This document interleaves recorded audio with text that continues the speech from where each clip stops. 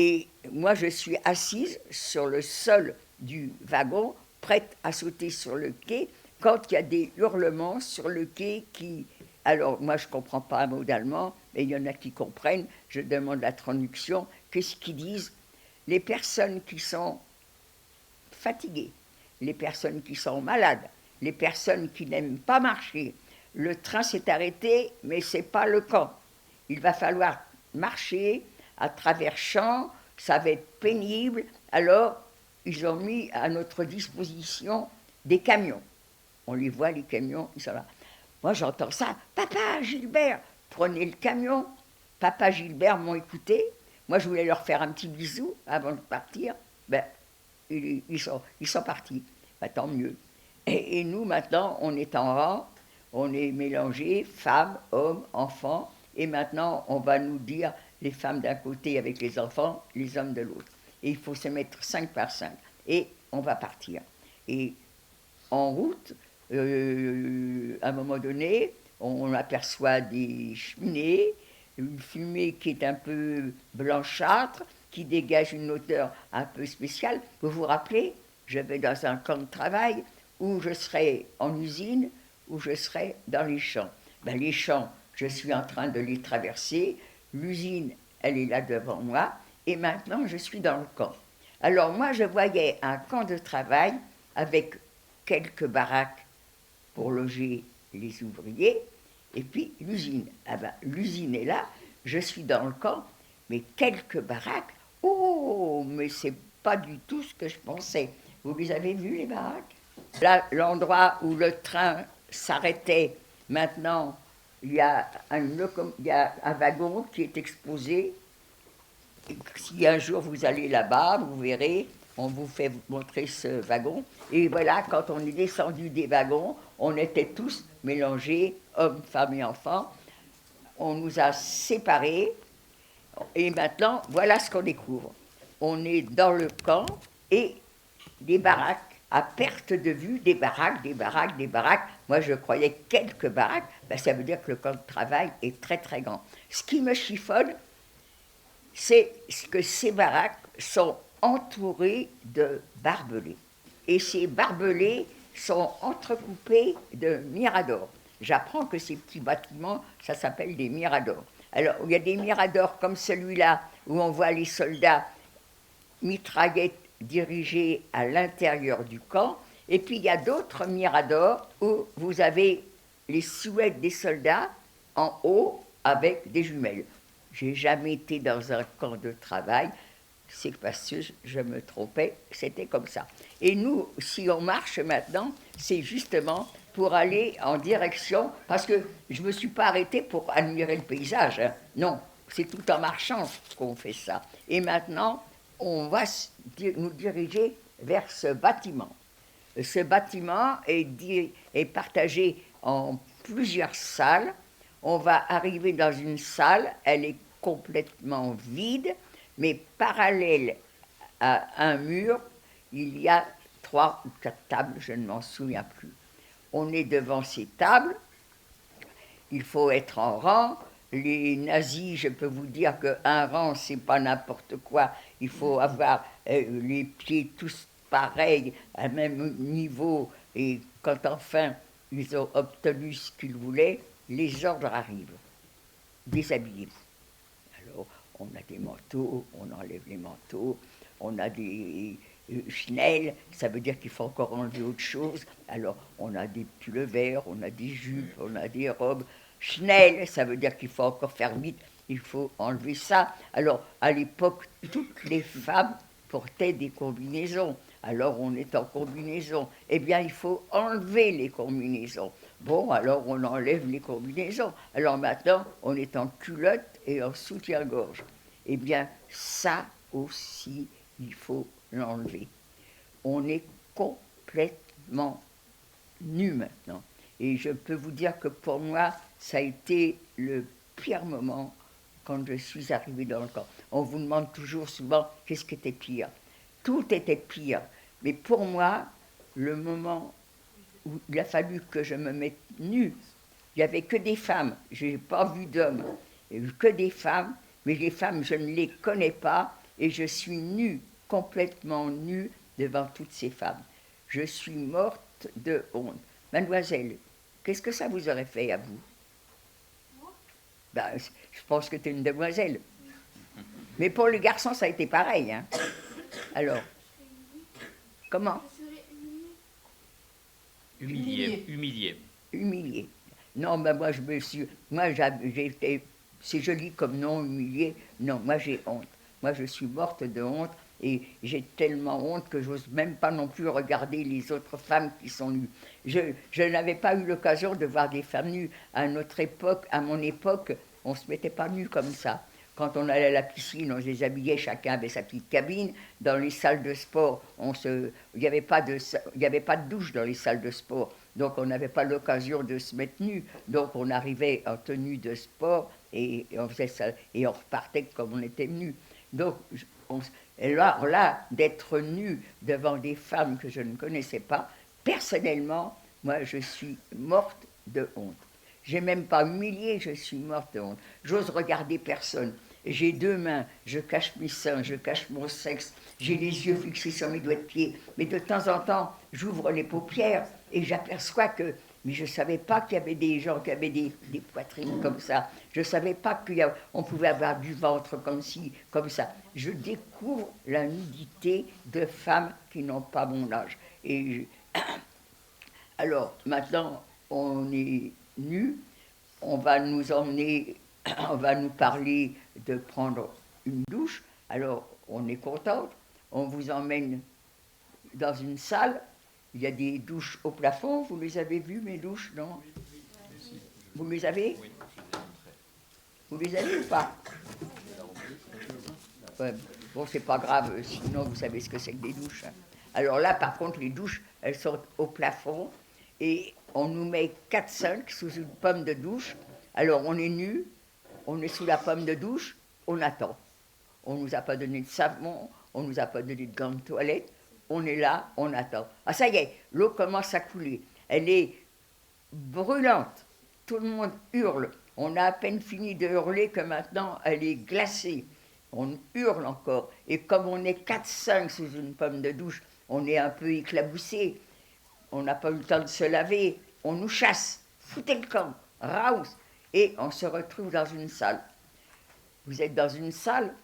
Qu'est-ce que vous faites? Qu'est-ce que tu fais, toi, quand tu as pris une douche? Comment? On va se sécher. Ben voilà. Et avec quoi tu te sèches? Voilà. Et alors, qu'est-ce qu'on fait? On cherche les serviettes. Ben, il n'y en a pas. Il n'y a pas de serviettes, mais il n'y en a pas besoin. Toutes les vitres de cette salle sont cassées. Donc, ça fait des courants d'air. Donc, on va sécher. Alors, quand tout le monde a pris une douche qui n'en était pas, on se retrouve nus tous ensemble. Il y en a qui parlent. Elles ont interrogé les personnes qui les... Parce que je vous ai dit qu'on nous avait rasés. Je vous en ai parlé de ça? Non. Ben, alors, avant de prendre la douche, quand on est nu, on va passer à la tonte. On vous enlève les poils du sexe, on vous enlève les poils. Et là encore, vous vous rendez compte de la honte. Vous êtes assise sur un tabouret. Vous avez des femmes qui vont venir vous enlever les poils du sexe. Elles sont devant vous. Et vous avez tout le groupe dans lequel vous êtes, qui sont là en train de regarder, à attendre leur tour. Pour moi, ça a été quelque chose d'affreux, ça. Je suis peut-être plus pudique que d'autres, je n'en sais rien. Mes copines, je ne sais pas non plus si elles ont réagi comme elles. Moi, je suis malade de honte. Alors, je suis là, je cache mon sexe, je cache mes seins, et puis maintenant, ça y est, on va passer, alors on vous rase les cheveux. Moi, dans mon transport, un transport, c'est le groupe dans lequel on arrivait, on descendait du train, ça s'appelle un transport. Moi, je fais partie du transport 71. On va descendre, et alors on va nous enlever les poils du sexe, et puis maintenant, ça y est, on va nous habiller. Alors, comment vous voyez les déportés habillés? Mademoiselle, avec le petit chignon là-haut. Voilà. Comment vous voyez les déportés habillés? Vous ne savez pas. Est-ce que quelqu'un peut me dire comment il voit les déportés habillés? Allez-y. Avec des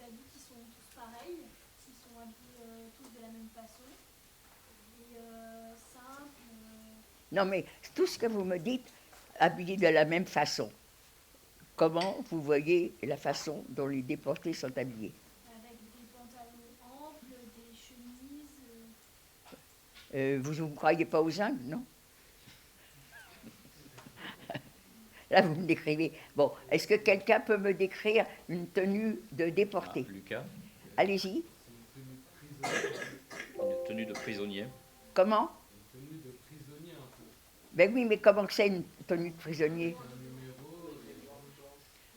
Un numéro, des bandes. Un numéro, une bande, ça fait une tenue. Il faut que le numéro soit, la bande soit grande. Hein. Mais, et messieurs et mesdames les professeurs, qu'est-ce que vous apprenez à vos élèves? Allez-y, je vous écoute. Avec un t-shirt et un pantalon. Un t-shirt et un pantalon. Allez-y. Avec des bandes blanches et noires. Oh, c'est joli ça, tiens. Ça fait un peu d'œil. Allez-y. Une tenue qui cache légèrement les parties sexuelles. Et des vêtements qui cachent les parties sexuelles. Fariel? Une plume, ça suffirait peut-être. Non, Vas-y, on va s'arrêter On s'arrête. parce que par le fait, les professeurs, vous leur apprenez rien à vos élèves. Hein. En tous les cas, une tenue de déporté, moi je voulais entendre parler de tenue rayée. Parce que les déportés politiques, je dis bien les déportés politiques, ont des vêtements rayés, gris clair, gris bleuté, des rayés. Mais j'ai dit les déportés politiques. Nous, les Juifs, on n'a même pas le droit à ces tenues-là.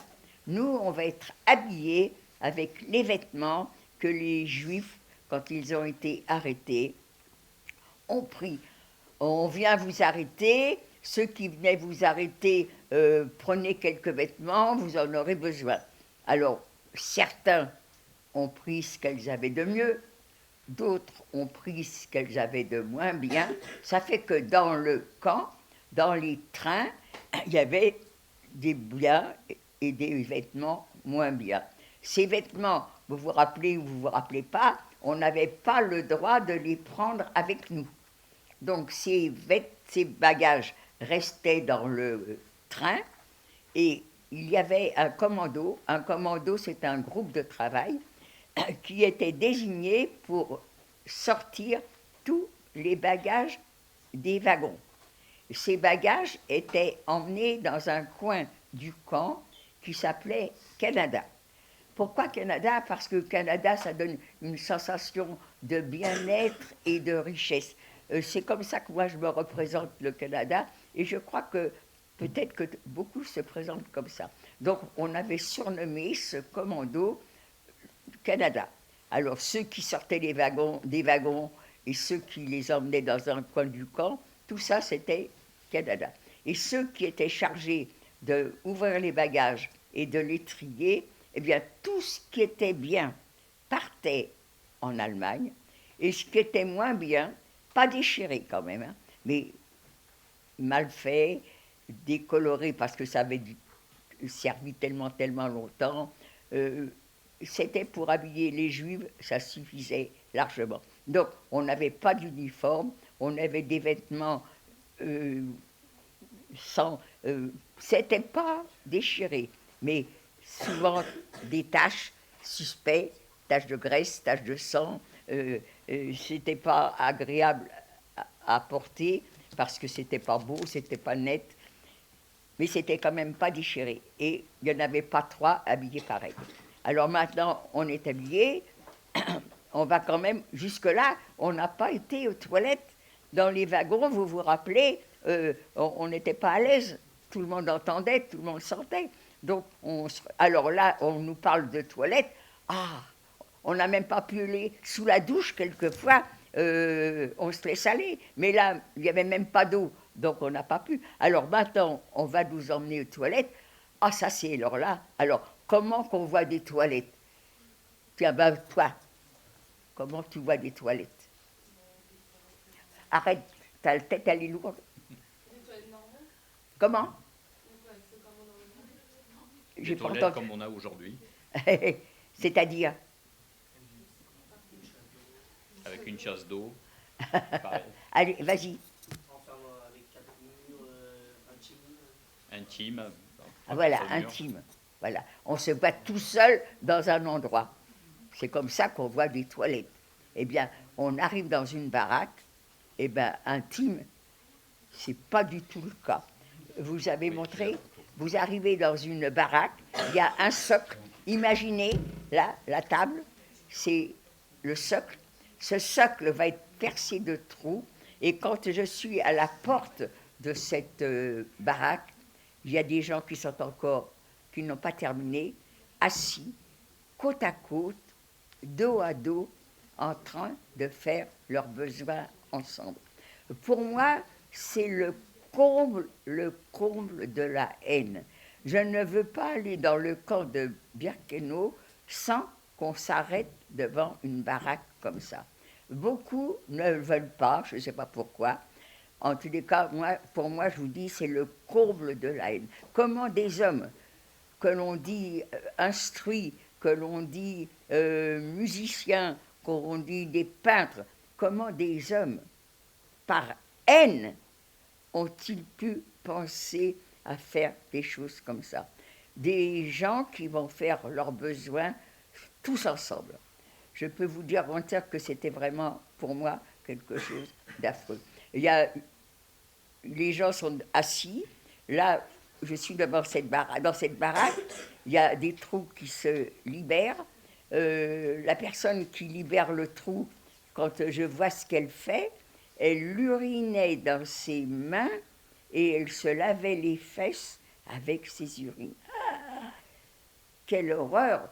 Je l'ai traitée de tous les noms, cette dame. À côté d'elle, il y avait quelqu'un, mais non, c'est pas une statue, elle bouge. Elle était tellement maigre, je voyais ses vertèbres, les os de son bassin. Eh bien, j'ai eu des explications. Cette femme qui était si maigre, et ses os qu'on voyait, je me croyais dans une page d'anatomie dans un livre de sciences. Eh bien, cette femme était tellement maigre. Alors, dans le camp, alors là, peut-être que j'ai eu le temps d'en parler, et je me suis toujours à dire ça, parce qu'on surnommait dans le camp de Birkenau, mais je crois que dans tous les autres camps aussi, certainement, en tous les cas à Birkenau, les femmes qui étaient très maigres avaient un surnom. On les appelait des musulmanes. Alors naturellement, parmi vous, il y en a qui ont peut-être cette religion. Qu'elles ne se vexent pas. Dans le camp, ce qu'on appelait musulmanes, c'était les personnes qui étaient très maigres. Et je répète, ce n'est pas péjoratif. Pour les déporter, quand on dit que quelqu'un est musulmane, on ne voit pas la religion, on voit la personne. Et la personne, quand elle est musulmane, vous l'avez montré, les cadavres, le corps, voilà. Alors, quand on était comme ça, et on était tous comme ça, c'est ça qu'on appelait musulmanes. Des personnes qui sont tellement maigres qu'elles n'ont plus que la peau sur les os. Eh bien, quand on était dans un état comme ça, quand il y avait une sélection, parce que vous vous rappelez la sélection? Vous vous rappelez quand on est on descend des wagons, première sélection, ou tu montes sur les camions, ou tu vas à pied. Ça, c'est la première sélection. Mais on n'est pas sauvé pour ça. Parce que, une fois dans le camp, il va y en avoir encore des sélections. Chaque fois qu'un convoi était annoncé, il faut les loger, les personnes qui vont arriver. Eh bien, comment qu'on va les loger? Ils ne vont pas construire à chaque fois des baraques, il n'y a pas assez de place. Non, on va éliminer les personnes qui ne sont pas capables de travailler. Elles vont être remplacées par celles qui viennent d'arriver et qui sont, elles, capables de travailler. Alors, comment qu'on va les éliminer? Par une sélection. Et ça veut dire que si, pour les nazis, une personne qui est capable de travailler, c'est parce qu'elle a un aspect qui fait qu'elle peut travailler. Alors, on est nu de nouveau, ça, maintenant on y est habitué, et si on s'aperçoit que vous êtes dans un état comme ça, naturellement, une personne qui est si maigre, on sait très bien qu'elle n'a pas la force de travailler. Allez, chambre à gaz. Si vous avez un abcès, par exemple, et c'est d'ailleurs pour ça que cette dame qui était en train de se laver les fesses avec ses urines, c'était pour éviter d'avoir un abcès. À Birkenau, on est dans la crasse continuellement. Le moindre petite griffe, comme on n'a rien pour se désinfecter, comme on n'a rien pour se laver, ça devient tout de suite une plaie affreuse, purulente. Alors, il est dit, est-ce que c'est vrai, est-ce que c'est faux? Dans les urines, il y a de l'ammoniac, et que c'est cet ammoniac qui cautérise les plaies légères. Et cette dame, que je trouvais dégoûtante, qui se lavait les fesses avec ses urines, eh ben, elle essayait de se sauver la vie. Et j'ai fait comme elle. Est-ce que c'est vrai? Est-ce que c'est pas vrai? Mais on faisait tous pareil. Les urines, il y a de l'ammoniac, ça désinfecte, alors il faut s'en servir. Voilà l'histoire de la... Alors maintenant, on a été aux toilettes, on s'est soulagé ou pas soulagé, et maintenant, on va vous emmener dans les baraques. Alors, en prison, attendez un petit peu, hein, en prison, on avait des lits superposés. À Drancy, il y avait des salles avec des lits superposés, mais il y avait aussi des salles où il y avait des matelas par terre. Mais chacune avait son matelas. Là, on arrive dans une baraque, la personne qui nous reçoit se présente, on la surnomme la Blokova. Et la Blokova nous fait un discours, vous êtes ici pour ne plus en sortir, vous êtes ici pour mourir, et donc c'est moi qui commande. Si vous voulez faire vos ménages avec moi, il faudra accepter tout ce que je peux vous donner comme ordre. Et si vous n'êtes pas d'accord avec moi, si je vous tue, ce n'est pas grave, puisque de toute façon, vous êtes là pour mourir. Et elle nous emmène devant des espèces de niches qu'on appelle des koyas. Ces niches, c'est un peu plus petit que cette table, voilà. La niche, vous voyez, elle serait peut-être à cette hauteur-là, et dans cette niche, on est 6. Alors, elle nous explique avec des gestes, parce qu'on ne parle pas tous la même langue, hein, et qu'on ne peut pas être 6 côte à côte, donc on sera 3, et 3 dans le fond, et on est comme dans une boîte de sardines, tête bêche. Moi, je suis contente, parce que je ne suis pas dans le fond, je suis au bord. Pourquoi au bord? Parce que les koyas se font face à face. Donc ça représente une petite allée au milieu. Et donc moi je suis au bord de cette allée, donc j'ai un peu plus d'air que celles qui sont dans le fond. On va se coucher, quand on voit les matelas où on va dormir dessus, même un chien, je crois, n'aurait pas accepté de s'y mettre. Quand elles étaient neuves, le matelas était assez épais, très certainement, mais maintenant, il n'y avait plus que l'enveloppe. Toute la paille qui était à l'intérieur avait disparu. L'enveloppe était plutôt, alors que c'était une paille jolie, orange, et maintenant elle n'a plus de couleur, et on va se coucher là-dessus. Et quand on a pris la couverture pour se couvrir, c'était du bois, tellement que c'était rêche et raide. Moi, j'ai cru que je n'allais pas pouvoir dormir, collé avec des gens qui sont... On ne s'est pas lavé, on est sale. J'ai les pieds de celles qui sont dans le fond, sous mon nez, devant mes lèvres. On ne s'est pas lavé pendant 3 jours, mais elle a les miens aussi. Eh bien, je me suis endormie tout de suite. Et quand je ne croyais pas avoir dormi du tout, que déjà, on nous réveillait.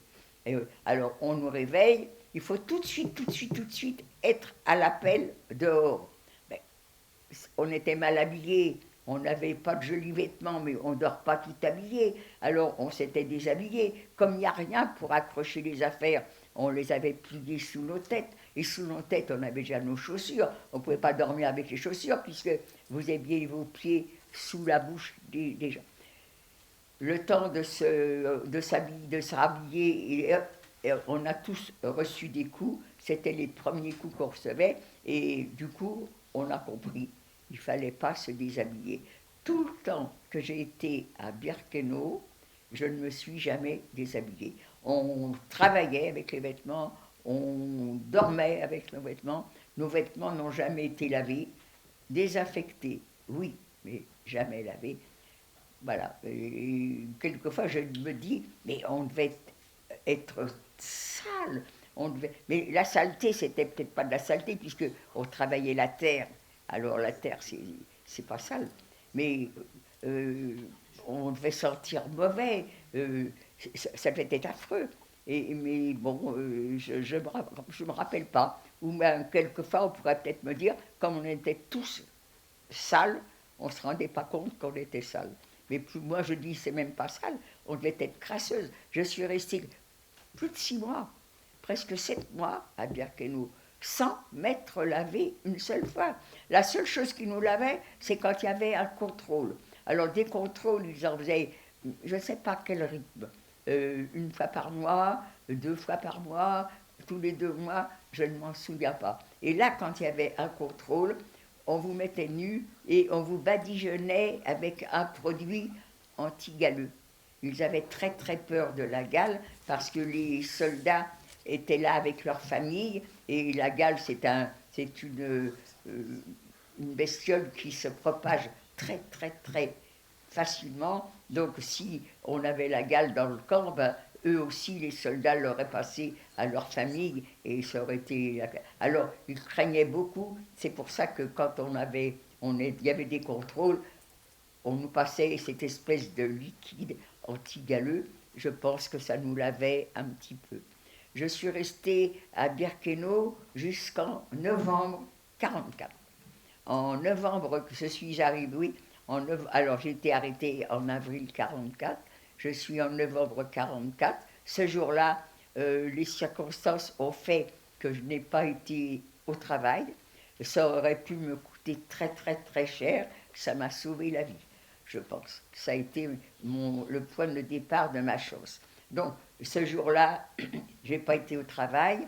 Et dans la matinée, toutes les personnes qui ne sont pas au travail doivent se retrouver à un endroit dans le camp où maintenant les trains arrivaient. Parce qu'avant, les trains arrivaient en dehors du camp.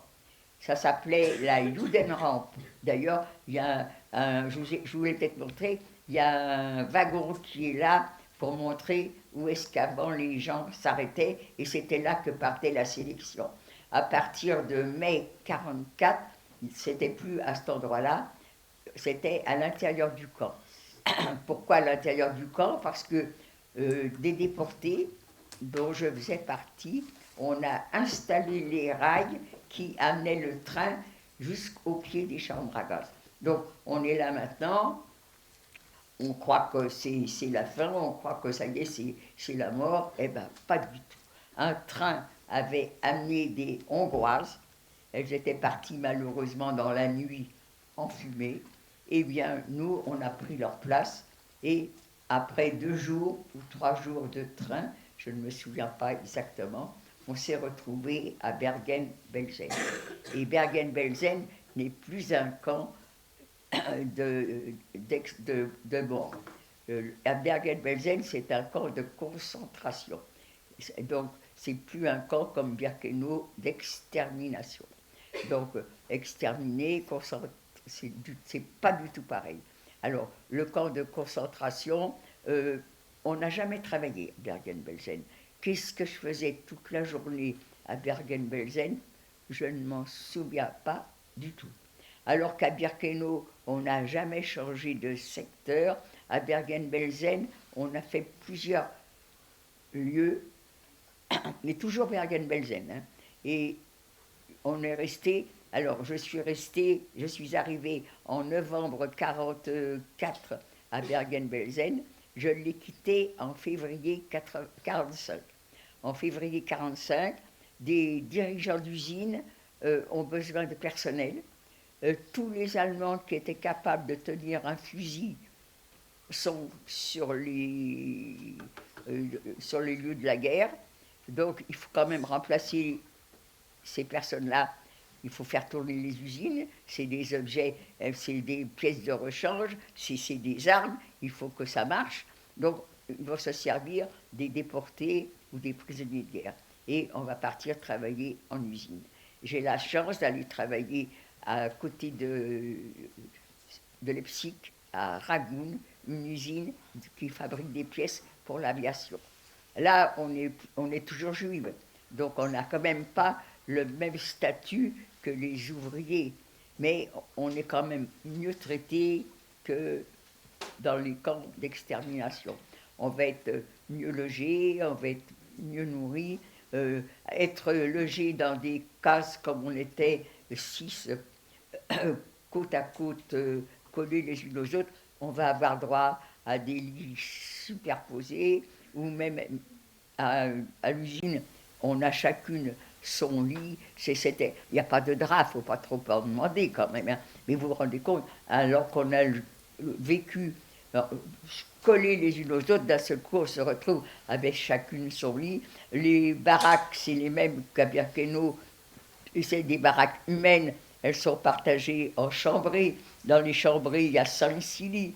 Et dans le fond de ces baraques, il y a même un endroit pour faire sa toilette. Vous vous rendez compte? À Birkenau, on ne se lavait pas. À Bergen-Belsen, quand on se lavait, c'était dans la cour, il y avait des espèces de lavabos. Et c'est là qu'on se lavait devant tout le monde. Et là, d'un seul coup, on se retrouve dans une baraque. Il y a comme une espèce de grande cuvette. Il n'y avait pas d'eau chaude, il ne faut pas trop demander quand même, mais au moins il n'y a pas de savon non plus, mais il y avait au moins de la poudre de Javel, on s'en badigeonnait pour se laver avec ça. C'était quand même vraiment du luxe. Je suis restée dans cette usine à travailler jusqu'en avril 1945. En avril 1945, on s'apprêtait à aller à travailler l'usine. Non, terminé. On va reprendre un train. Là, ça a été pour certaines de mes camarades, ça a été le train de la mort.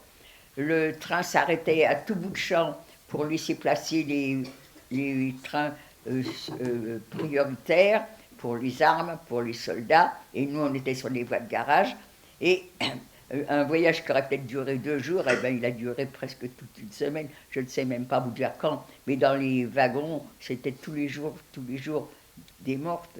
Les personnes qui mouraient, il y avait des copines qui ne voulaient pas avoir une morte à côté d'elles. Alors, malgré leur faiblesse, elles les traînaient jusqu'à l'endroit du wagon où le corps s'entassait. Moi, je suis à côté d'une dame.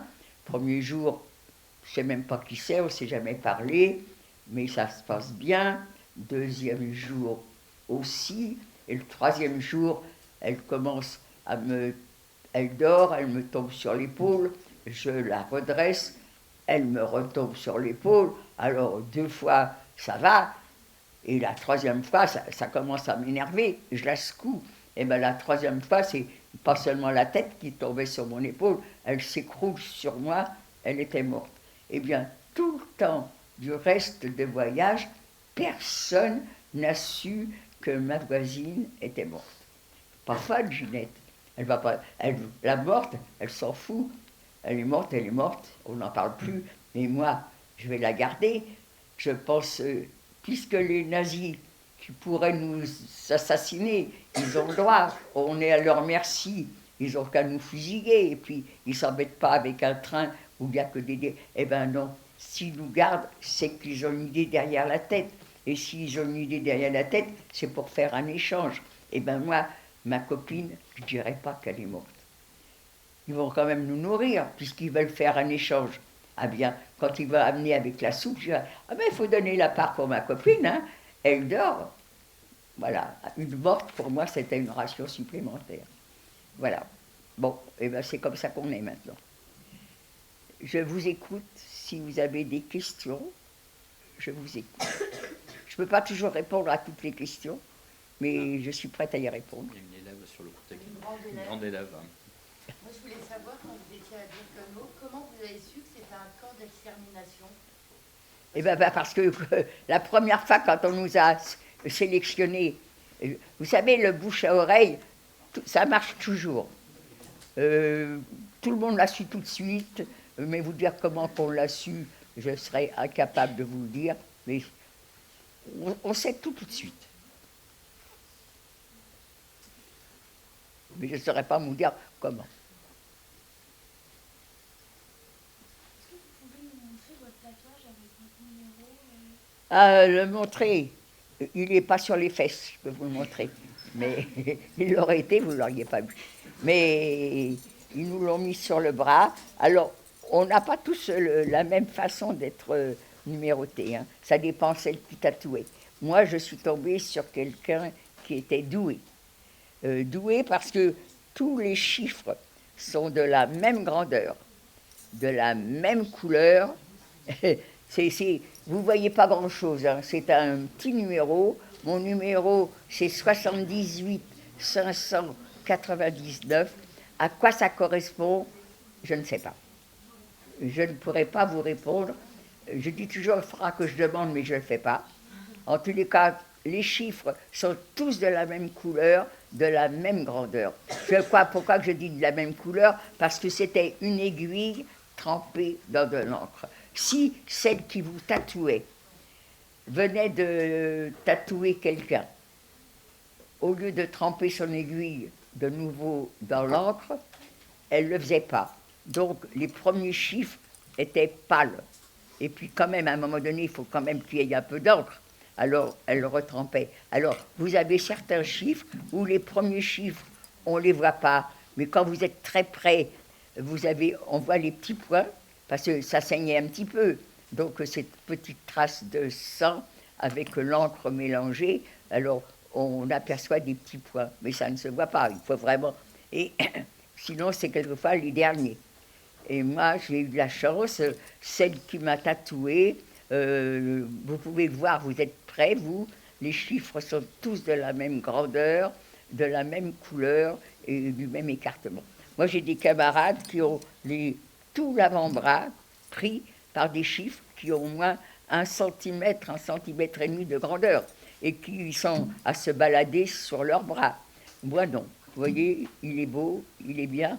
Et ce numéro, dès que j'ai appris que la guerre était finie, alors que j'étais cependant très malade, j'ai toujours pensé, je suis malade, on va m'opérer, je profiterai que je suis sur le billard pour dire au chirurgien, enlevez mon numéro.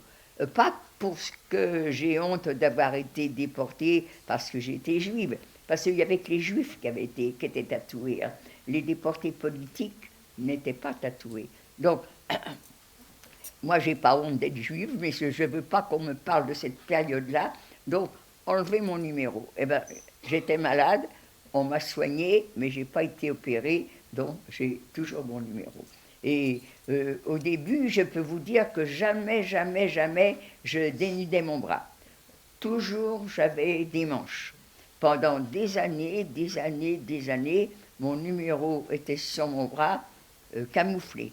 L'hiver, il y avait des manches, et quand j'étais au bord de la mer ou l'été, eh ben, je mettais un petit pansement.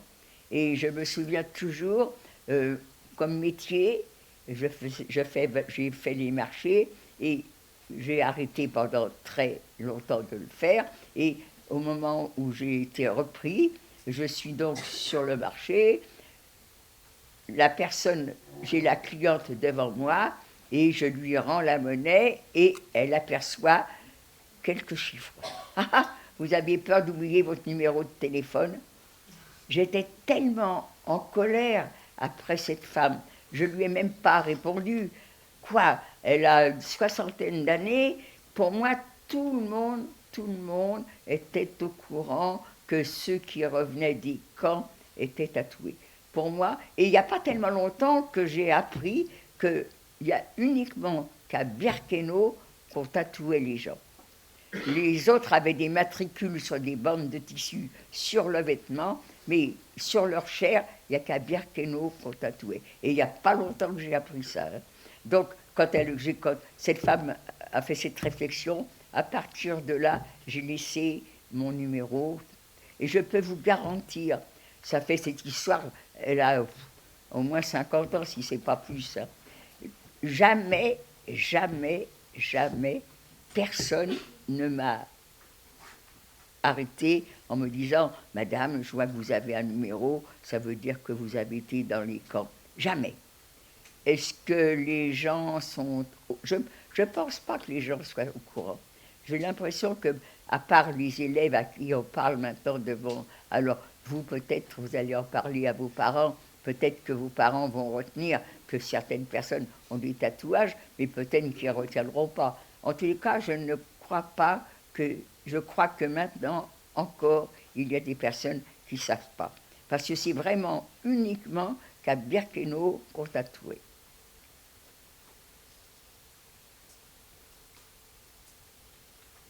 Je le recache. Je vous montrerai, voilà. Avec vous dans les camps. Alors, je peux vous dire que dans le camp, il n'y a pas très longtemps, c'est quand même vieux cette histoire, hein, eh bien, il n'y a que quelques années seulement que j'ai réalisé que je ne connais aucune personne avec qui j'ai fait connaissance dans le camp. À Birkenau, je parle. Hein. Alors que je couchais, voyez la table, on était 6 dans une petite table comme ça, à dormir côte à côte, face à face. Il y en avait 6 au-dessus et il y en avait 6 en dessous. Donc on était 18 à se connaître pendant des mois et des mois et des mois. Eh bien, je me souviens de personne. Et quand j'ai réalisé ça, j'ai questionné des déportés, comme moi, survivantes, mais pas mes amis. Hein. Les autres, j'ai pas réalisé assez tôt, donc elles sont toutes mortes. Mais ces personnes-là ont été déportées comme moi. Je leur ai demandé si elles se rappelaient les personnes avec qui elles couchaient. Eh bien, elles ont fait comme moi. Elles ont réfléchi. Ah ben non.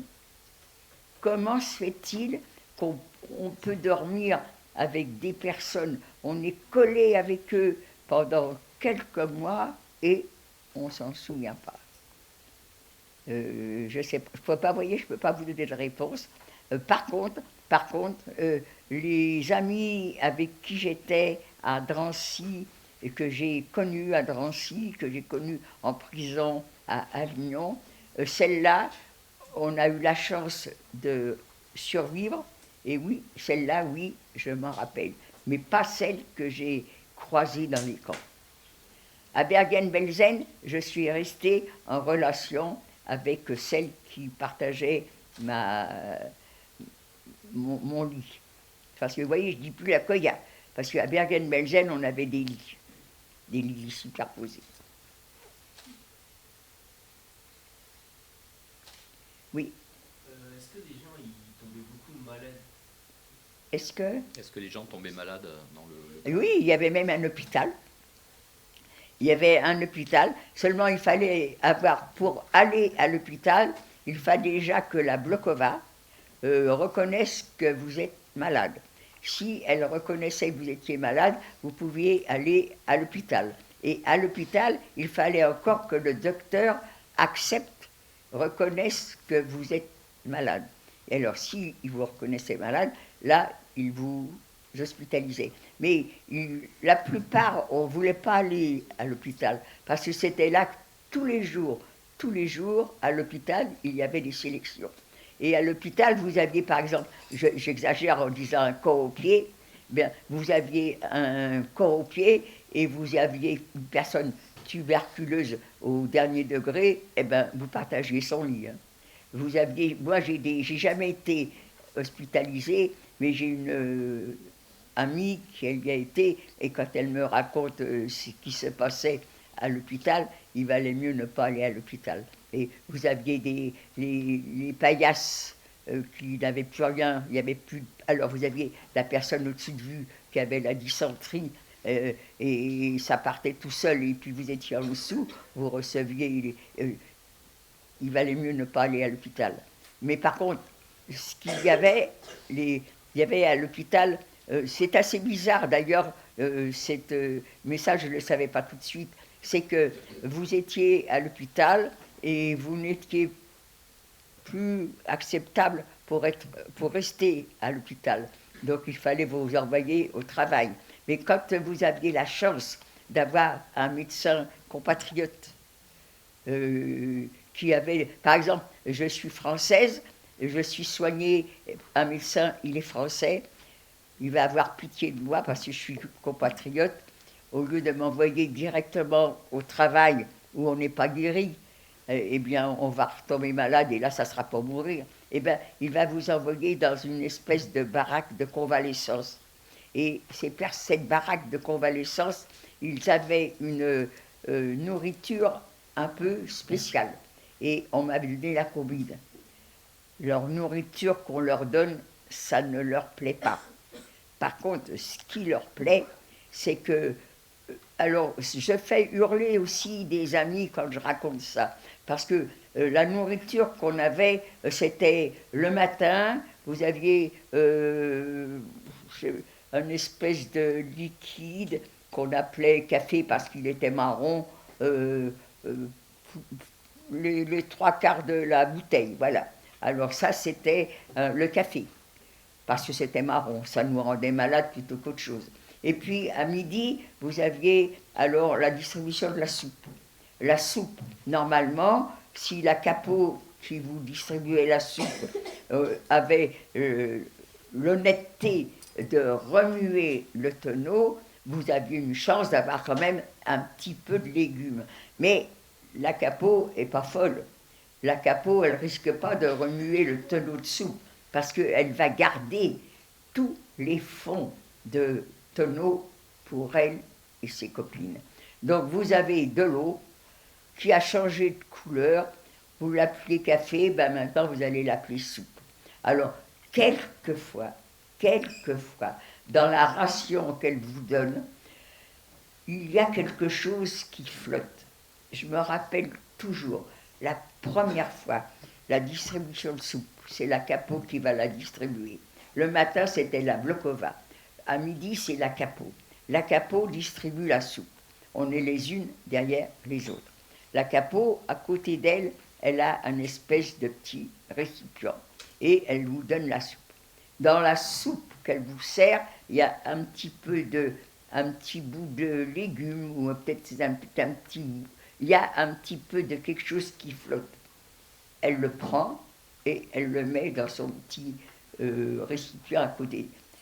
Celle qui est devant moi, c'était dans sa louche, c'est à elle. Mais c'est à moi, ça. C'est à toi. Ah, ça ne te plaît pas. Eh bien, c'est à toi. Elle lui a jeté sa petite ration par terre. Eh bien, puisque c'est à toi, vas-y, lèche. Moi, j'étais derrière. Quand j'ai vu ça, j'ai dit, si elle se lave les mains dans ma soupe, je ne dirais rien. La peur, il fallait absolument tout accepter. Il y avait vraiment, on ne pouvait absolument pas se révolter. Souvent, on nous dit, ben, pourquoi vous vous êtes laissé faire? Pourquoi? Ben, parce qu'on avait peur. La peur fait que, vous savez, il n'y avait pas que des bureaucrates et tout, il y avait des gens qui étaient costauds, il y avait des travailleurs d'usine, des travailleurs de force. Parmi les juifs qui étaient arrêtés, on a tous fait pareil, on s'est tous écrasés. C'était ça ou mourir, alors on espérait, en s'écrasant, survivre.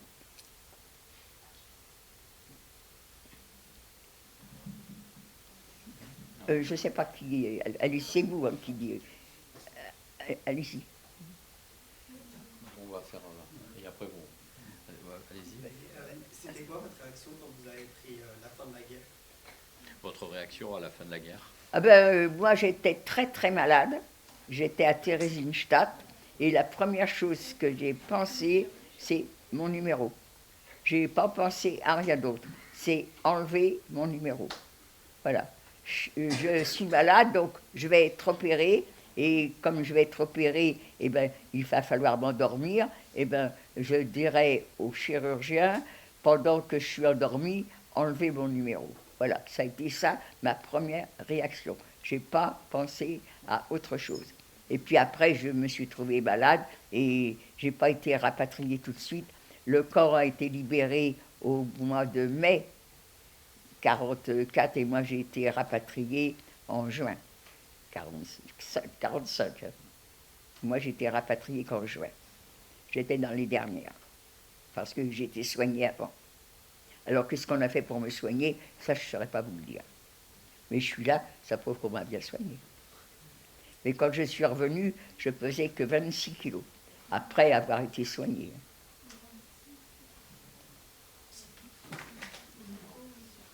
Ariel, tu avais une question aussi parce que... Non. Alors, oui, allez-y. Oui. Vous avez fait quoi après tout ça? Qu'est-ce que vous avez fait après Ben la après, guerre moi j'ai eu la chance de retrouver ma famille qui n'avait pas été déportée. Ceux qui ont été déportés, je suis la seule à être revenue, mais par contre, il y en a qui n'ont pas été déportés et j'ai eu la chance de les retrouver.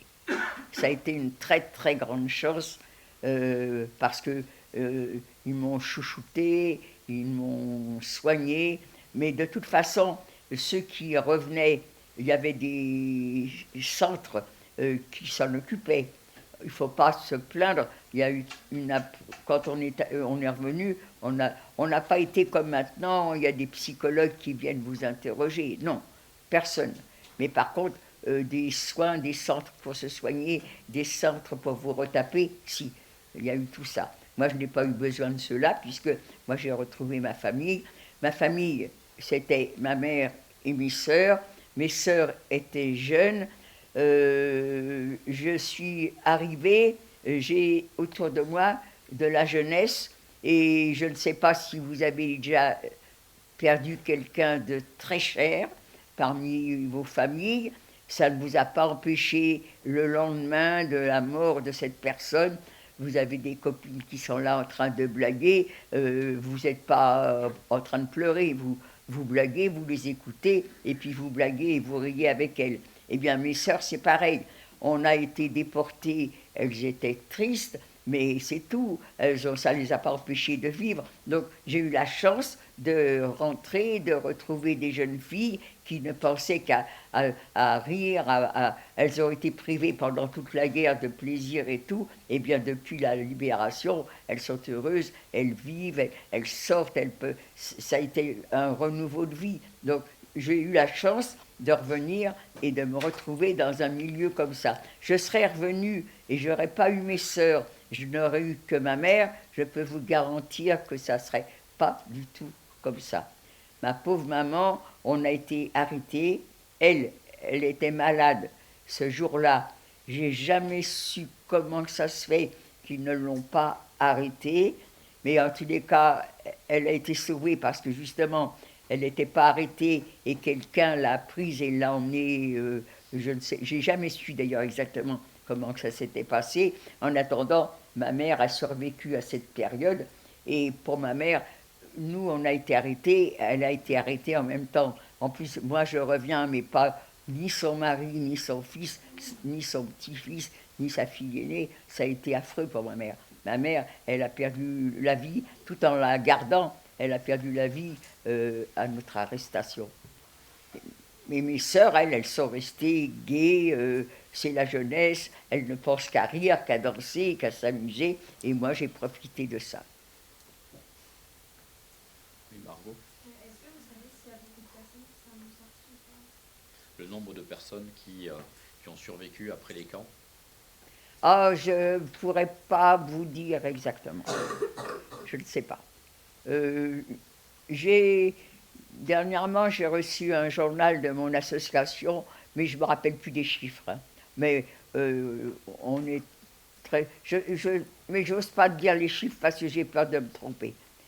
Mais il y a certainement ceux qui peuvent le savoir exactement, c'est les ministères des anciens combattants. Hein. Je crois que c'est que quelques pourcents. Et on a été très très peu. Vous savez, sur un convoi, il y avait 1500. En principe, un convoi, c'était 1200. En principe, un transport qui partait de Drancy. Nous, le nôtre, on était 1500. C'était très important. Et sur les 1500, on est rentré 92 dans le camp. Et tous les autres avaient été assassinés. Dans notre convoi, il y avait les enfants d'Isieux. Ça, c'était affreux de voir ces petits. Moi, je les ai vus arriver. C'était.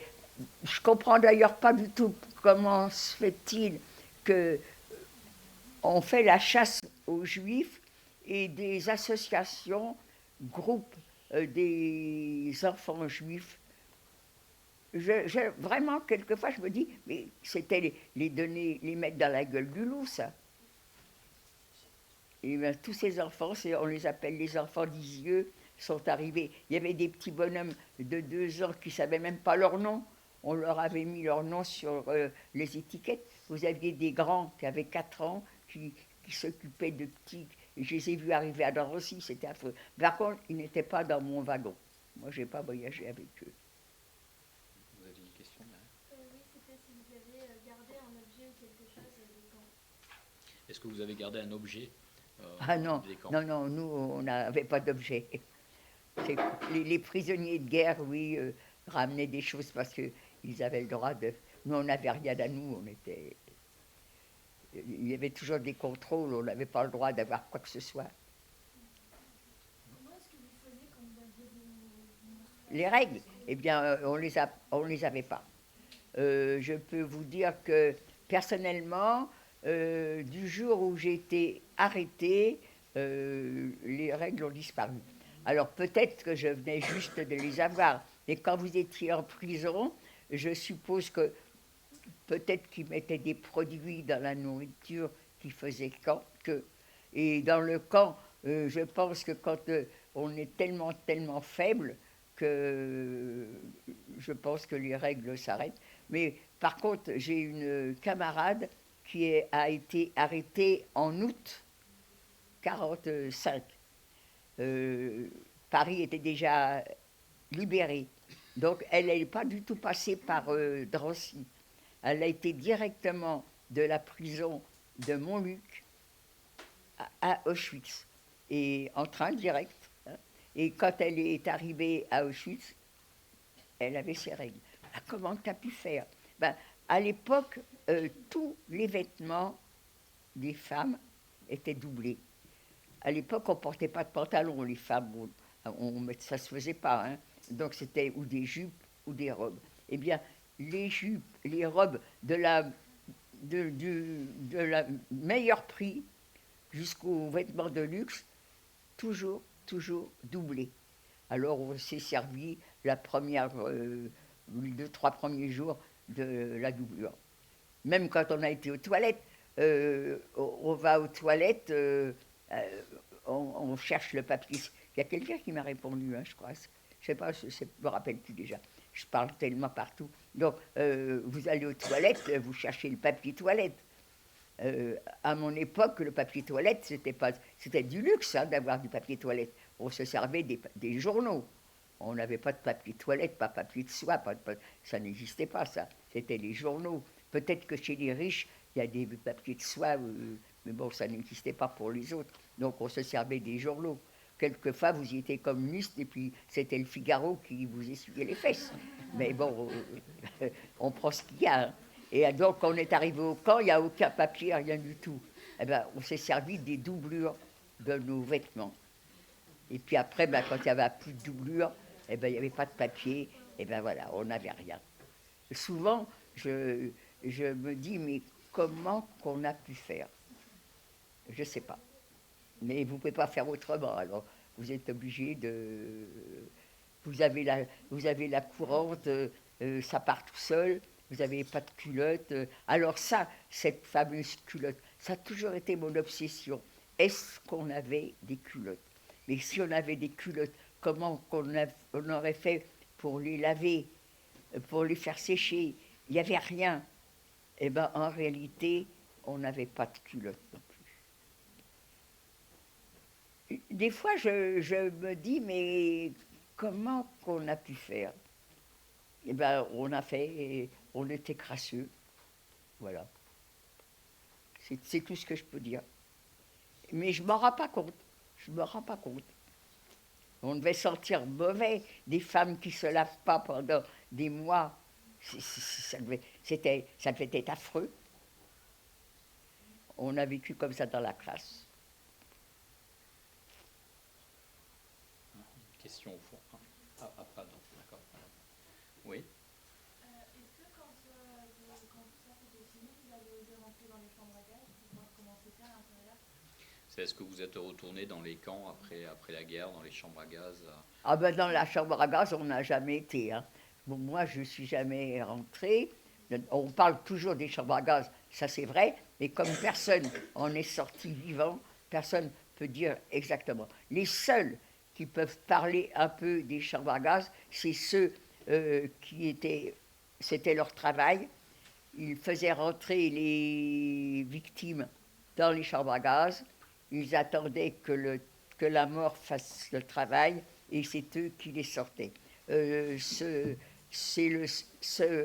commando qui faisait ce travail, c'était le Sonderkommando.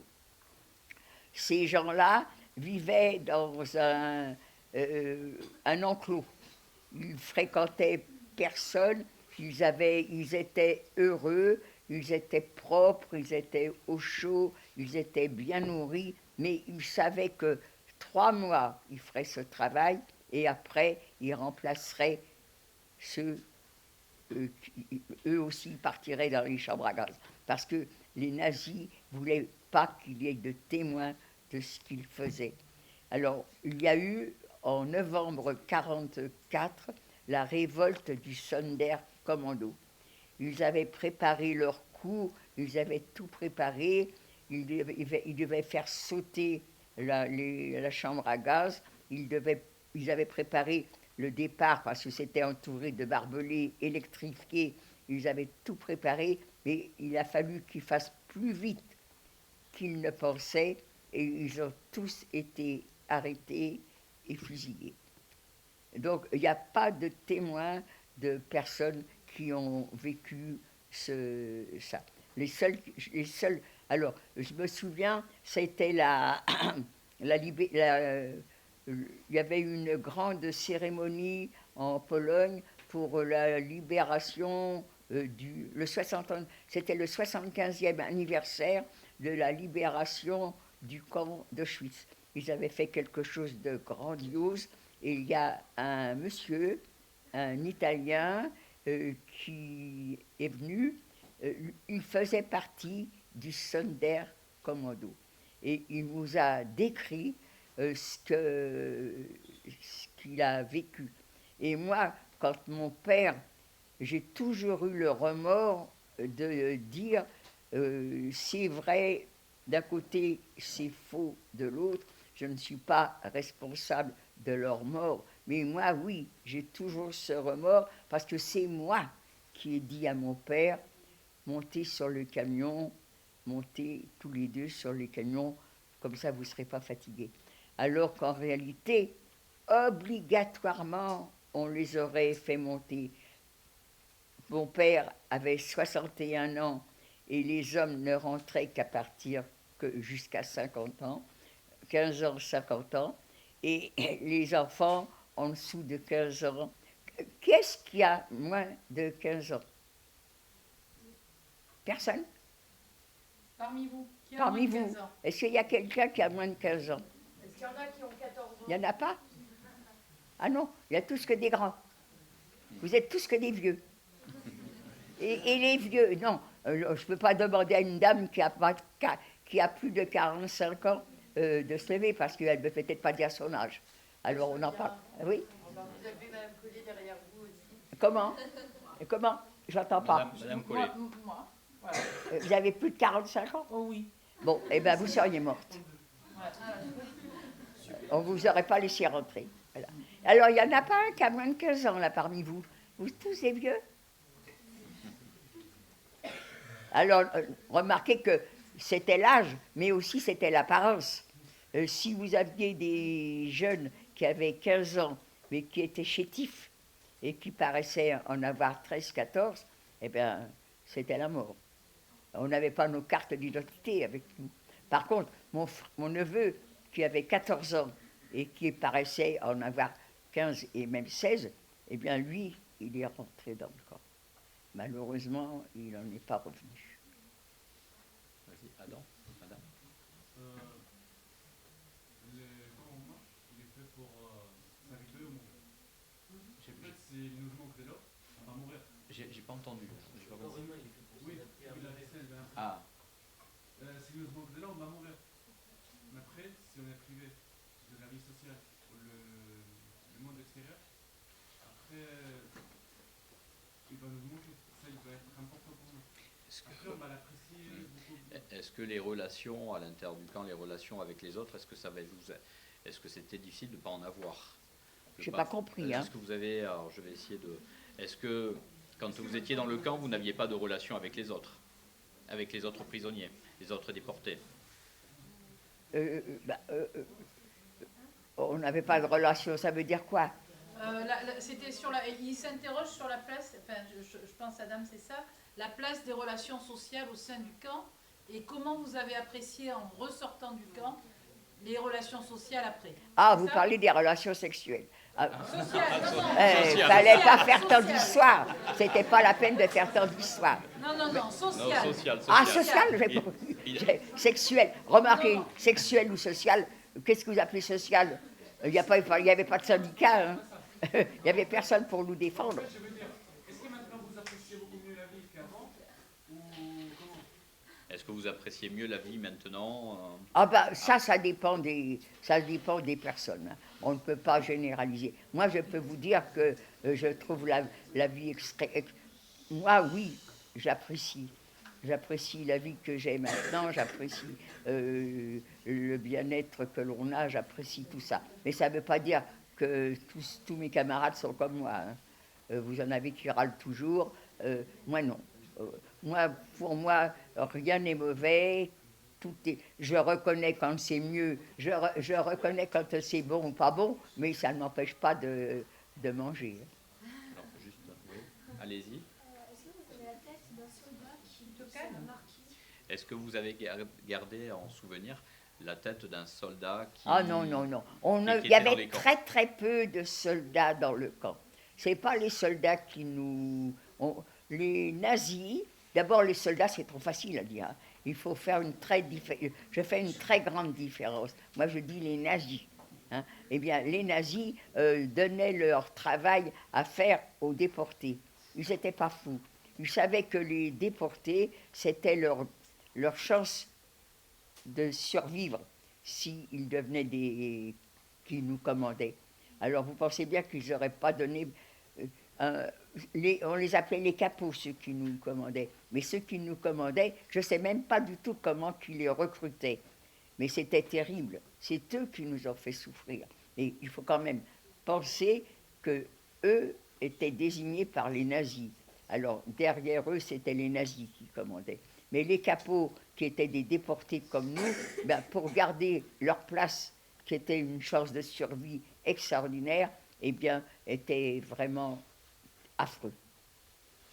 Et je ne crois pas que j'aurais pu être capot. Mais on n'en sait rien en fin de compte. On ne sait pas comment on peut devenir. On ne sait pas. Vous savez, quand vous crevez de faim, moi, je ne crois pas. J'aurais jamais pu... parce que c'est eux qui nous ont fait souffrir, en réalité. Qui est-ce qui nous frappait, qui est-ce qui nous commandait? C'était les capots. Et les capots étaient vraiment... c'était affreux. Pour eux, je pense que s'ils avaient été trop doux, on les aurait virés en tant que surveillants. Alors, ils en faisaient encore plus que ce qu'on leur demandait. Aiméo. Est-ce que vous avez déjà vu du coup Hitler Non. Hitler, je l'ai vu qu'aux actualités. C'est tout.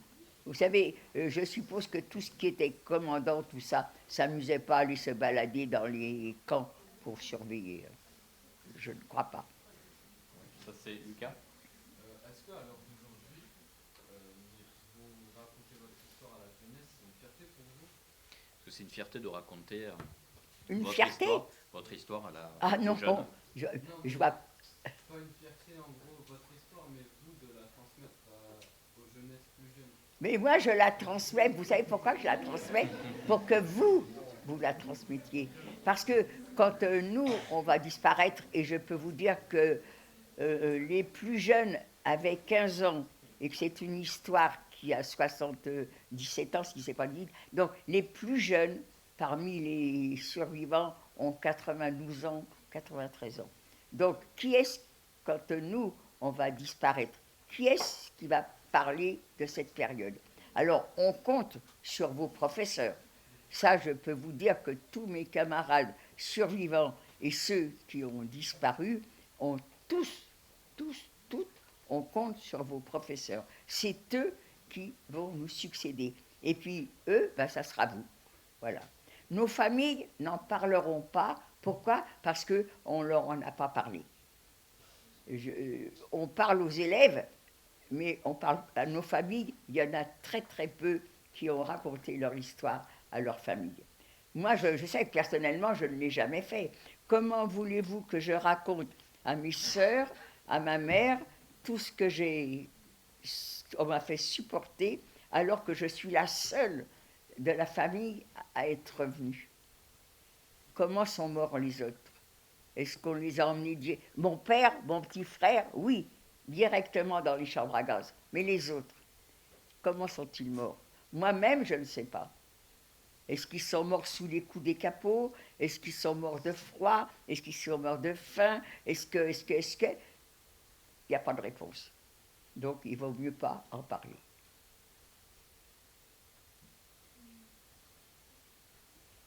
Oui? Qu'est-ce qu'on vous a fait ou ce que vous avez vu de plus choquant? Ce que vous avez vu de plus choquant dans les camps? Tout était choquant.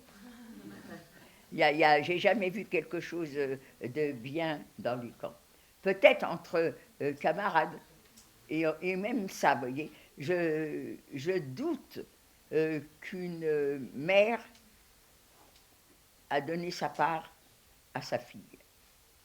Elle l'a fait, très certainement, la première fois, la deuxième fois.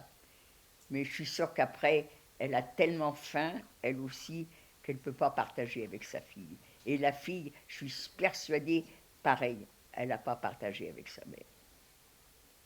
Encore bien déjà, quand on m'a raconté l'histoire d'un père qui avait pris la ration de son fils.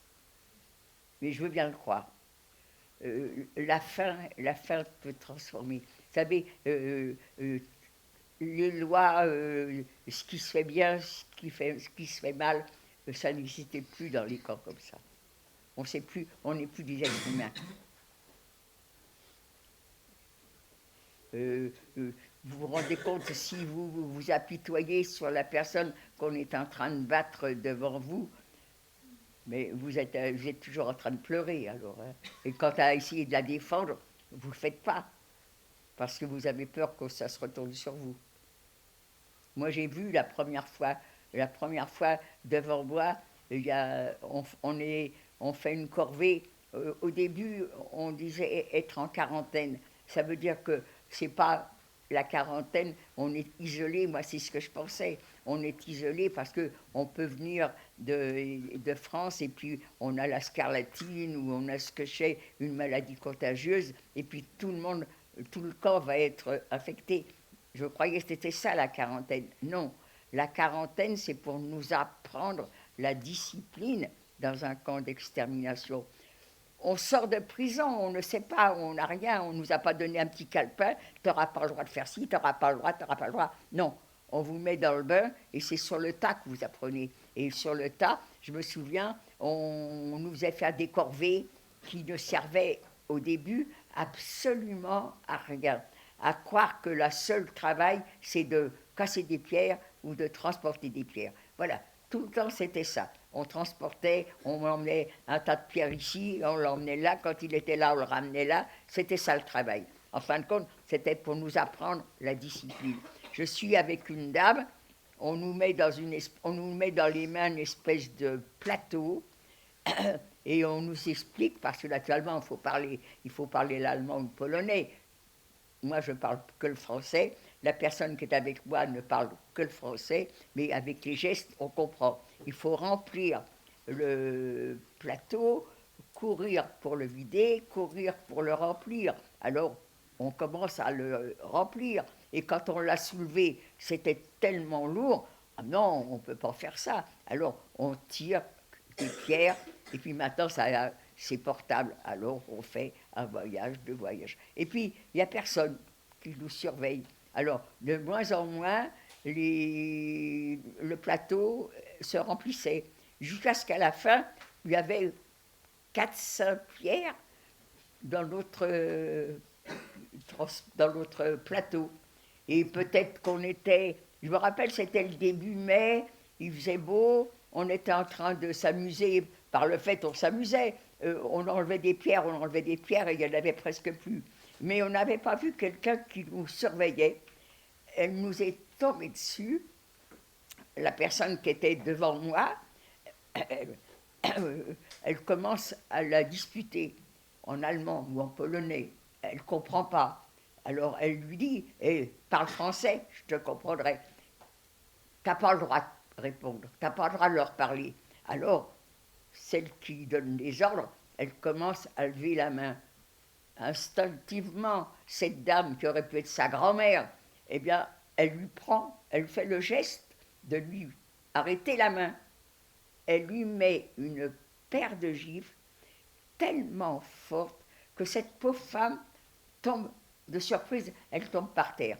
Et c'est la première fois, après j'en ai vu des choses comme ça, la toute première fois que j'ai vu un être humain se mettre à taper à coups de pied, à coups de bottes, à coups de cravache, une personne qui est par terre à 6 pieds et qui saigne de tous les côtés. Et elle continuait, par plaisir, à la frapper. À un moment donné, elle en a eu marre, eh bien, elle a remis cette pauvre femme sur ses pieds et elle nous a obligés à remplir, à courir, à remplir, à courir. On avait les mains en sang. Elle, la pauvre femme, elle avait le sang qui avait séché sur sa figure. À 18h, pourquoi les nazis sont comme ça? Il y a des ordres. 18h, le travail doit cesser. Donc, il a fallu aller ranger les outils. Alors, les outils, il faut qu'ils soient propres. Mais comme vous n'avez rien pour essuyer les outils, ni papier, ni chiffon, que vos mains, alors vous prenez vos mains, vous essuyez l'outil, vos mains, elles sont pleines de terre, alors vous passez ça sur vous, et comme ça, vos mains sont propres, vous pouvez encore... Les outils, ça doit être propre. Vous, ça fait rien. Mais comme c'est de la terre, certainement que ça salissait pas trop. Et on va rentrer dans la baraque. Celles qui n'avaient pas été travaillées, elles sont là, elles ont blagué pendant tout l'après-midi. Elles nous voyaient arriver, surtout ma copine.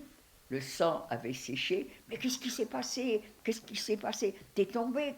Et on a expliqué, non, on n'est pas tombé. Non, elle a été battue parce qu'elle a mal travaillé. Mais par contre, cette femme, j'ai appris après, ça lui avait rendu service. Parce que cette femme, la Blokova, a eu pitié d'elle quand elle l'a vue arriver comme ça, le sang séché sur la figure. Elle l'a amenée avec elle et elle lui a nettoyé la figure. Et elles ont pu échanger quelques mots. Et cette personne-là, paraît-il, celle qui était victime, elle lisait dans les lignes de la main. Eh bien, ça lui a fait une clientèle extraordinaire parce que tout le monde savait qu'elle lisait dans... Alors, elle a eu plein de nourriture grâce à ce premier coup qu'elle avait reçu. Vous voyez, si vous apprenez à lire dans les mains, ça peut rendre service. Il y a plein de choses qui peuvent rendre service. Quand on est arrivé aussi, quand on descend des wagons, il y a eu la sélection et on est un petit groupe maintenant à être sélectionné pour entrer dans le camp. Eh bien, ce petit groupe, il y a un officier qui va venir et qui va demander est-ce que parmi vous, il y a des personnes qui parlent italien, anglais, et ils veulent des gens pour pouvoir faire l'interprète. Il y en a une d'ailleurs qui faisait tout ça. Est-ce que parmi vous, il y a des... Alors, dans mon transport, je suppose que ce jour-là, il devait y avoir une fête qui se préparait. Ils ont demandé des chanteuses et des danseuses. Eh bien, il y a des femmes qui se sont dit chanteuses. « Ah, t'es chanteuse, toi? Eh bien, vas-y, montre-nous. » Et elles ont chanté. C'est vrai qu'elles avaient des belles voix. Est-ce que c'était leur métier? Peut-être pas. Mais quand ils ont demandé des danseuses, il n'y en a qu'une qui a levé la main. Et c'était une petite jeune fille, toute blonde, bien bouclée. Je l'avais repérée, elle était belle comme tout. Et là, maintenant, quand ils lui ont demandé, t'es danseuse, toi? C'est vraiment d'un air ironique, parce que la pauvre, on lui a enlevé, elle avait plus de cheveux, donc elle ressemblait à mon petit frère, plutôt qu'à une petite jeune fille. Ses belles boucles blondes, il n'y en avait plus. Et il lui avait mis sur le dos une espèce de robe 3 fois trop grande pour elle. Elle chaussait du 34, elle avait des chaussures du 38 aux pieds, avec des talons là pour elle ne pouvait même pas marcher. Eh bien, elle a enlevé ses chaussures, elle a retroussé sa robe, et là, voilà qu'il nous fait une démonstration. C'était de la danse classique, et bien ça l'a sauvée. Du coup, elle, ils l'ont repérée, ils l'ont gardée, et elle allait d'un bureau à un autre pour passer des plis. Vous voyez, quelquefois, il ne faut pas grand-chose pour sauver la vie de quelqu'un. Elle est revenue, j'ai appris qu'elle était revenue, elle. Alors, Kylian, tu as toujours une question? Comment avez-vous été libéré? Comment avez-vous été libéré? Alors, ça, je ne pourrais pas vous le dire. J'étais en Tchécoslovaquie, très malade, et j'ai appris que la guerre était finie. Ce que je me rappelle, alors je voyais dans ma tête, je voyais passer des Mongols. Et c'était peut-être une obsession ou une vision de personnes malades. Donc je disais toujours, alors il paraîtrait qu'il y avait comment on dit, un régiment de Mongols qui était parmi les Russes qui nous ont... Alors peut-être que ce n'était pas une obsession, c'était peut-être vrai. Mais je ne me rappelle pas. Hein. Moi, je suis restée... je n'ai pas été rapatriée au mois de mai, moi j'ai été rapatriée qu'au mois de juin. Je ne saurais pas du tout vous dire comment on m'a soignée, qui m'a soignée, qu'est-ce qu'on m'a fait, je n'en sais rien. Je sais que je suis à l'hôpital avec une Française. On apprend, je ne sais pas comment, qu'un camion est là pour rapatrier les Français. Comment qu'on s'est retrouvé dans ce camion, je ne sais pas non plus. On est en tenue d'hôpital, hein, et on va se retrouver à dormir dans un château. Je vois des gens forcer une armoire, sortir un drap, nous couper une pointe de tissu dans ce drap pour on nous avait rasé, donc on n'avait plus de cheveux. Et puis le lendemain matin, on a dormi la nuit dans ce château, il y avait des lits de camp.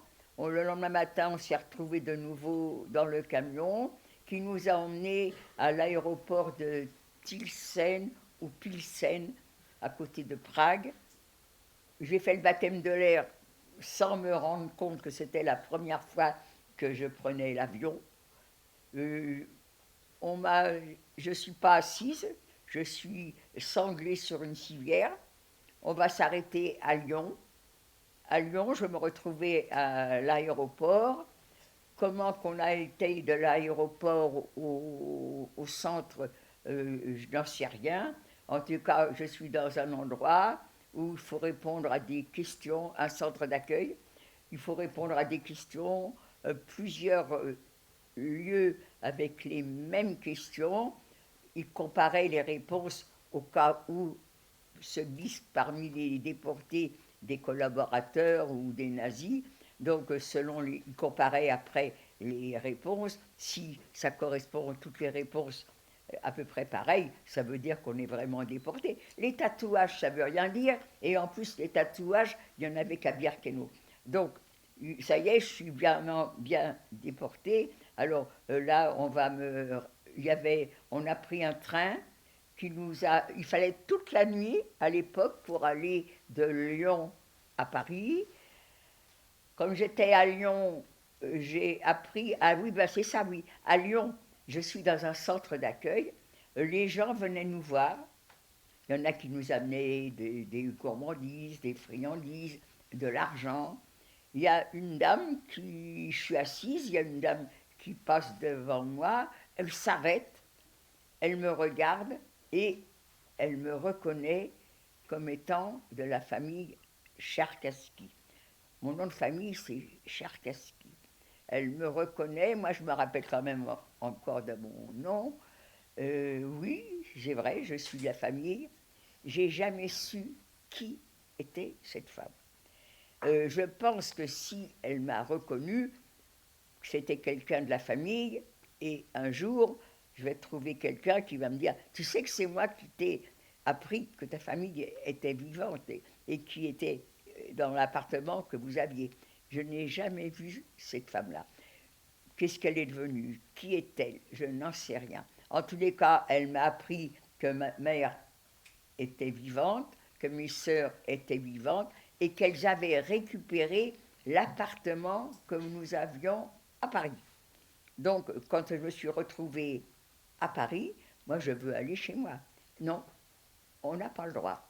Il faut d'abord aller dans un très grand centre d'accueil qui se retrouvait dans un grand hôtel de luxe, je ne me rappelle plus du nom.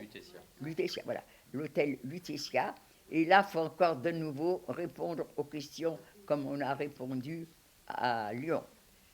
J'ai fait mon travail. J'avais dit à mes sœurs quand j'étais à Lyon, comme j'avais appris qu'elles étaient dans l'appartement, je ne sais pas pourquoi elles avaient le téléphone, ou je ne sais pas comment, ou un télégramme, peut-être, j'en sais rien. En tous les cas, qu'elles viennent me chercher à l'hôtel Lutetia. Et je suis vivante, venez me chercher à l'hôtel Lutetia.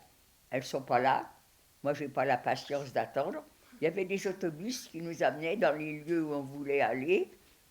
Je vais dans mon quartier, je reconnais la rue. Elle a changé de nom. Avant, c'était la rue d'Angoulême. Elle est devenue la rue Jean-Pierre Timbaud. Je reconnais l'immeuble. À l'époque, les portes cochères n'étaient jamais fermées. Il n'y avait pas de code comme maintenant. Donc, la porte est ouverte. Je rentre. La concierge, celle qui était là il y a 3 ans, nous, il y avait 3 ans qu'on avait quitté l'appartement, elle est là, elle me reconnaît, tout au moins, elle croit me reconnaître. Je suis en tenue d'hôpital, c'est-à-dire je suis en pyjama. J'ai les cheveux rasés. Sur le dos, j'ai une veste de soldat. Qui me l'a mis sur le dos alors qu'on est au mois de juin? Je n'en sais rien. En tous les cas, elle croit me reconnaître. « Oh, Gilbert !» Ben non, c'est pas Gilbert. Gilbert aurait 13 ans et demi, moi j'en avais 20 et demi, mais je suis très très très maigre, je pèse 26 kilos, j'ai pas de cheveux, je suis en pyjama, elle croit que je suis mon frère. Ben non, je suis Ginette. Ah bon, ta mère t'attend. C'est ma mère qui ouvre la porte, on est dans les bras l'une de l'autre. Là, je ne sais pas qui a pleuré.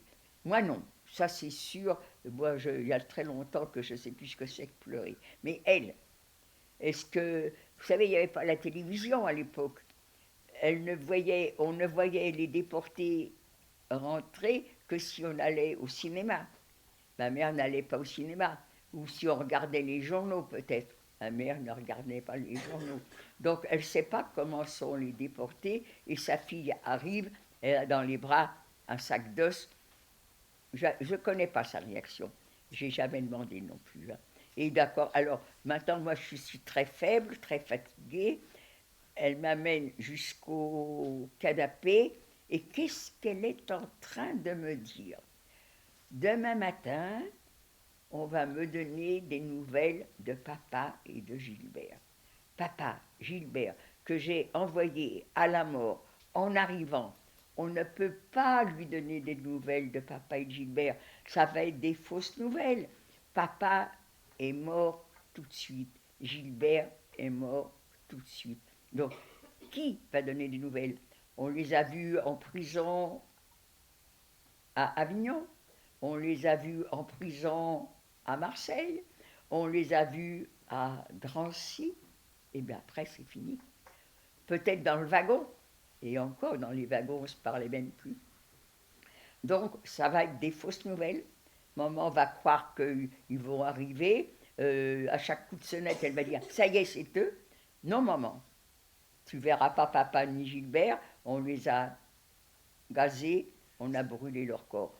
Qu'est-ce que ça veut dire gazer? Mais par contre, brûler leur corps, ah ça devient terrible à entendre. Maintenant, il y en a beaucoup qui choisissent cette façon. Plutôt que d'aller dans la terre, ils préfèrent être brûlés. Mais à mon époque, je crois que je n'ai jamais entendu parler de ça. En tous les cas, dans mon milieu, je ne crois pas que quelqu'un ait pu parler comme ça. Donc, et donc c'est comme ça que j'ai jeté à ma mère en pleine figure, sans prendre de précautions, sans la préparer un petit peu à l'avance de ce que j'allais lui dire. Eh bien, jamais, j'ai vécu 8 ans avec ma mère, comme ça. Jamais je ne me suis excusée. Tu sais, maman, je me rends compte que ça a dû être terrible, la façon dont je t'ai annoncé la mort de papa et de Gilbert. Et ma mère jamais ne m'a dit, tu ne te rends pas compte comment tu m'as annoncé la mort de ton père et de ton frère, jamais. Et puis ma mère est décédée, et puis je suis resté un petit peu tout seul, et puis j'ai rencontré un jeune homme, on ne s'est plus, on s'est marié, on a eu un enfant, et c'est seulement quand j'ai eu mon fils dans les bras que j'ai réalisé que la douleur de ma mère. On change hein, quand on est mère de famille ou quand on est enfant, on n'a plus les mêmes idées. Bon, ben voilà, je vous ai raconté. Peut-être que c'est beaucoup trop d'histoire. Souvent, je suis parlé dans mes souvenirs et je ne me rends pas compte l'heure tourne et que vous avez peut-être faim. Ah, une petite Allez-y. question. Est-ce que vous avez pris part à écouter l'appel du général de Gaulle? Comment? Est-ce que vous avez entendu l'appel du général de Gaulle du 18 juin, c'est ça? Je ne me rappelle pas de ça. Peut-être que je l'ai entendu, mais je ne me rappelle pas. J'avoue, franchement, je me rappelle. À l'époque, hein, moi, vous savez, je ne m'occupais pas trop de politique. Hein. Moi, je vivais. Oui, c'est vrai que c'était la guerre. Oui, ça avait. Mais quand on est jeune, on n'a pas les mêmes. Ça serait maintenant, je suppose que je m'intéresserais plus à la politique qu'à l'époque. Malgré les interdits, malgré le port de l'étoile, ça ne m'empêchait pas de faire des choses qu'on n'avait pas le droit de faire. On trichait, on ne se rendait pas compte de ce que ça pouvait, ce qu'on risquait. On est inconscient.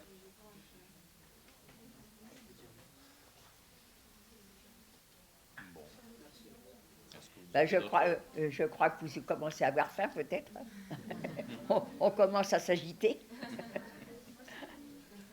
En tous les cas, maintenant que vous m'avez entendu, ce que j'espère, c'est que vous allez à mon tour m'entendre et devenez des passeurs et des passeuses de mémoire.